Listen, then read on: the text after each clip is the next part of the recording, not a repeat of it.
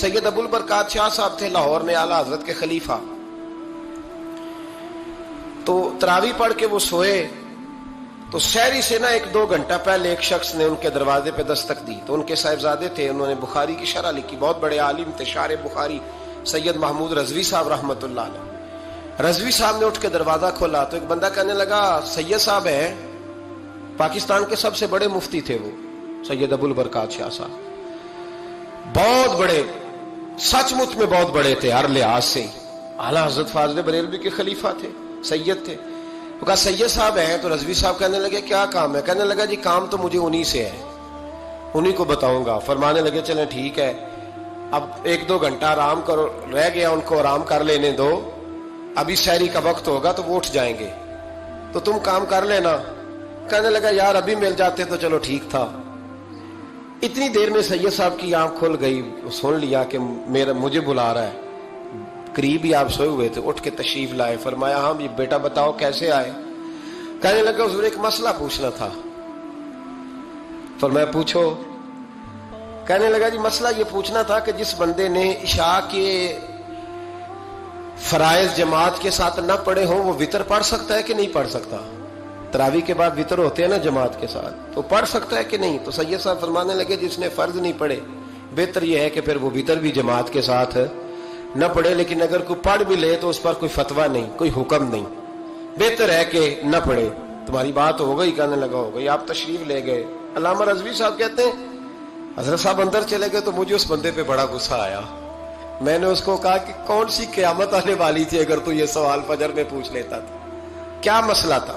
کچھ لوگ کرتے ہیں تنگ, اس میں کوئی شک نہیں, تکلیف دیتے ہیں. وہ بات جو ہو سکتی ہے اپنے ٹائم پہ انہوں نے اسی وقت پوچھنی ہے جب ان کو یاد آ گئی.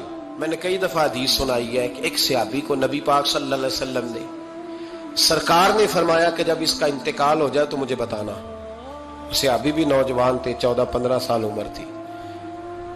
انہوں نے پتا اپنے والد صاحب کو کیا کہا, فرمایا میرا انتقال ہو جائے تو حضور کو خبر نہیں کرنی, اس لیے کہ میں رات کو انتقال کروں گا. ایسا نہ ہو کہ نبی پاک آئیں اور یہودیوں کے محلے سے گزر کے اور کوئی یہودی حضور کو تکلیف دے.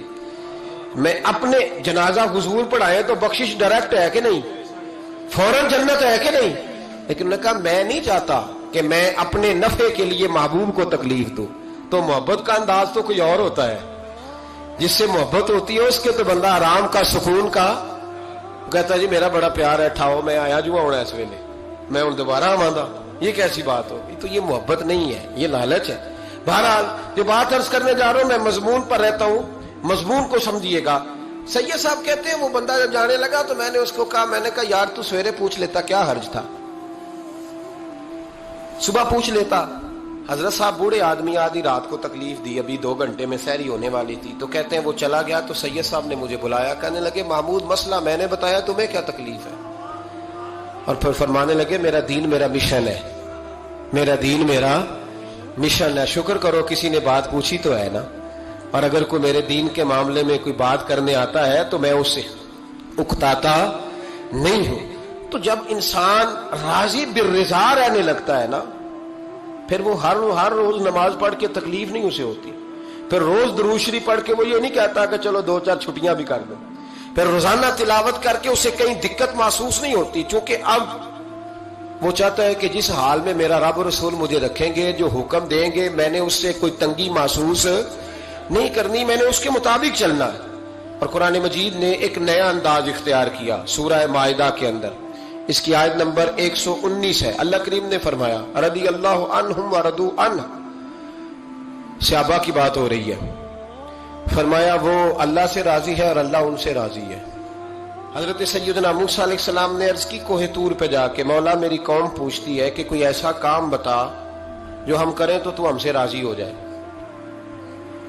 حضرت موسیٰ کی قوم کا خیال تھا کہ تہجد کا حکم آئے گا تو پڑھیں گے, صدقات کا حکم آئے گا تو دیں گے, جہاد کی بات ہوگی تو کریں گے. کچھ جو نیک لوگ تھے ان میں سے انہوں نے یہ پیغام دیا کہ مالک ہمیں بتائے کہ وہ کس کام پہ راضی ہوتا ہے, ہم وہ کام کریں تاکہ اللہ ہم سے راضی ہو جائے. حضرت موسیٰ کلیم کہتے ہیں میں نے عرض کی مولا میری قوم پوچھتی ہے کہ کون سا ایسا کام کریں کہ تو راضی ہو جائے. تو رب کریم نے ارشاد فرمایا موسیٰ, کہتے ہیں میرا خیال تھا کوئی لسٹ ملے گی, لیکن مالک نے ایک جملہ کہا, ایک جملہ, اور تفسیروں کے دریا بہا دیے. عرش کے مالک نے فرمایا موسیٰ ان سے کہو جا کے کہ وہ مجھ سے راضی ہو جائے، میں ان سے راضی ہو جاؤں گا. مجھ سے راضی ہو جائے. بندے اللہ سے راضی ہی نہیں راضی ہوتے. امام غزالی سے کسی نے پوچھا تھا، امام غزالی سے، کہ حضور اللہ کا بندے سے راضی ہونا کمال ہے یا بندے کا اللہ سے راضی ہونا کمال ہے؟ تو امام غزالی مسکرائے، فرمانے لگے رب تو بڑا ہی مہربان ہے، وہ تو بڑی جلدی راضی ہو جاتا ہے. وہ تو مسجد میں آ کے توبہ کرے تو اللہ راضی، کسی یتیم کے سر پہ ہاتھ پھیرو تو اللہ راضی، وہ تو کسی اندھے کو رستہ دکھایا تو اللہ راضی ہو گیا، وہ تو طوائف نے کتے کو پانی پلایا تو اللہ. امام صاحب فرمانے لگے یہ بندہ ہے جو اللہ سے راضی نہیں ہوتا. جس کے پاس اولاد نہیں وہ کہتا ہے چلو ایک بیٹی مل جائے تو میں راضی ہوں، بیٹی مل گئی تو کہتا اب ایک بیٹا بھی ملے تو پھر راضی ہوں، پھر کہتا ہے یہ دونوں اچھی تعلیم حاصل کر لے تو پھر میں راضی ہوں، پھر کہتا ہے یہ بہت زیادہ پیسے کمائے تو پھر میں راضی ہوں. بہرحال راضی ہوتا، لیکن جو راضی ہو جاتا ہے نا، اللہ اکبر، جو اللہ سے راضی سکھی بڑا رہتا ہے، سکون میں بڑا رہتا ہے، مطمئن بڑا رہتا ہے. جو سمجھ لیتا ہے نا کہ جو میرے رب نے بہتر سمجھا وہ میرے اللہ نے مجھے. میں کبھی کبھی سوچتا ہوں کہ یار حضرت بلال حبشی نے کوئی عہدہ نہیں مانگا ساری زندگی. انہوں نے نہیں کہا مجھے بھی ایک صوبے کا گورنر بناؤ میری بھی خدمات ہیں، مجھے بھی وزیر خزانہ بناؤ میرا بھی کچھ بنتا ہے. ایک دفعہ نہیں کہا سیدنا بلال حبشی رضی اللہ تعالیٰ عنہ نے کہ میری بھی کوئی ڈیوٹی ایسی ہونی چاہیے کہ مجھے چلو سپہ سالار ہی بنا دیا جائے. ساری زندگی مسجد میں جھاڑو دیا تو اسی پہ راضی رہے، ساری زندگی محبوب کے مہمانوں کا لنگر پکایا تو اسی پہ راضی رہے، ساری زندگی میرے محبوب علیہ السلام کے بچوں کی نوکری کی تو اسی پہ راضی رہے، راضی بالرضا رہے. حدیث پاک سنیے، نبی پاک علیہ السلام نے ایک دن صحابہ سے پوچھا کہ تم کیا سمجھتے ہو، اپنے دل کو جب پوچھتے ہو، دل پہ توجہ کرتے ہو تو کیا جانتے ہو؟ تو صحابہ عرض کرنے لگے یا رسول اللہ جب ہم اپنے دل پہ توجہ کرتے ہیں تو ہم سمجھتے ہیں کہ اللہ نے ہمیں ایمان عطا فرمایا ہے. تو حضور نے فرمایا تمہارے ایمان کی دلیل کیا ہے؟ ایمان کی کوئی دلیل بھی تو ہوتی ہے نا. ہمارے زمانے میں تو کوئی دلیل نہیں، نماز نہیں پڑھتا پھر بھی میں مسلمان ہوں، روزہ نہیں رکھتا پھر بھی مسلمان، جھوٹ صبح سے شام تک، کہتا خبردار کسی نے مجھے ذرا بھی بات کی سب سے بڑا مسلمان میں ہی ہوں.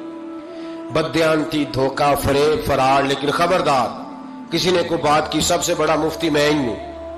جرم سارے پائے جاتے ہیں. دلیل کیا ہے بھائی؟ اگر کسی دیکھیں نا، اگر درخت ہے تو دلیل یہ ہے کہ پھل بھی ہے، شاخیں بھی ہیں، لیکن تو صاحب ایمان ہے تو دلیل کیا ہے؟ تو نبی پاک صلی اللہ علیہ وسلم نے صحابہ سے پوچھا کہ تم ایماندار ہو تو دلیل دو. تو بڑے خوبصورت تھے میرے محبوب کے تیار کردہ لوگ.